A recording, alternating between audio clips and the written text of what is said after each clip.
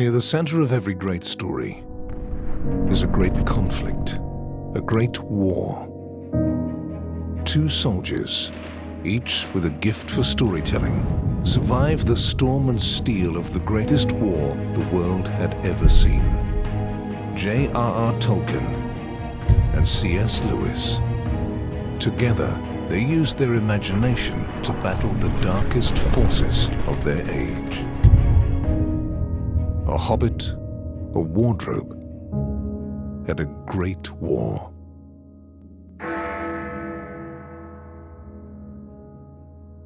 The generation of Tolkien and Lewis endured unspeakable loss in a war that they believed would advance the cause of humanity, the war to end all wars. Instead, the funeral of a great myth is about to begin. And the rise of technology opens a window into the human heart. We're so clever. Look at all these wonderful scientific inventions we have. And what do we use them for? Destroying each other. When war came, they thought it'd be over very quickly. They had no idea that it would turn out to be the worst conflict up to that time in human history. The tanks, the mortars, the machine guns. No soldier who fought in this war could ever forget the terrors of combat. Tolkien and Lewis will remember them well. The essential thing that turned the modern world into what it is was the trauma of the First World War. And of course, both men were right at the heart of it. And yet, out of the ashes of that conflict, a friendship emerged here, amid the dreaming spires of Oxford. The friendship between Lewis and Tolkien is really one of the literary masterpieces of all time. They simply didn't buy into the idea that there's an inevitable progression of humanity upwards into wider and greater knowledge, and that whatever is new is better and truer. They thought that was patently absurd. How could they actually grapple with their experiences or come to terms with what they had seen? And they were using mythology as a way of doing that.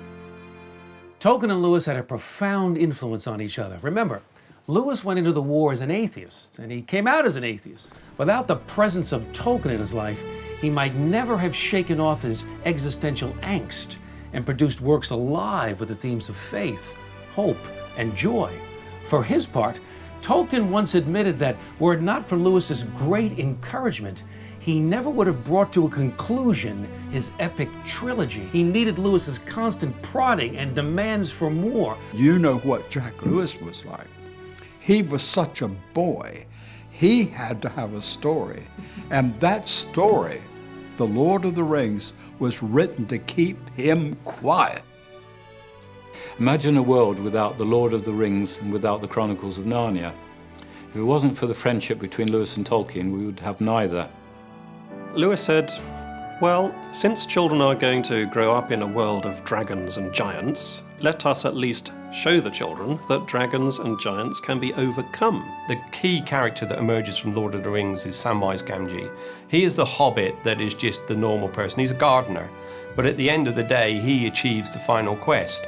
And Tolkien sees him as the epitome of the average British soldier.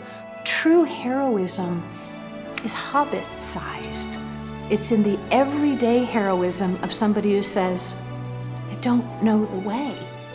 The hobbit is the small character who is sort of overlooked by all the great ones of the world, but it's on the hobbit's obedience and courage and endurance that Middle-earth is saved. Likewise, Lucy saves the day in Prince Caspian. So you don't have to be, the strong man. You don't have to be, armed to the teeth. You just need to do your duty. Tolkien and Lewis are casting a vision for a better world and inviting us to be caught up in it. They saw not an irrelevant other world in which you could escape, but curious enough, exactly the diagnostic tool that they needed to critique the world that they were in. And they did so to devastating effect. Their great hope was to re-enchant the world through Christian faith and pagan beauty. In many ways, against all expectations, that's exactly what they did. A hobbit, a wardrobe, and a great war.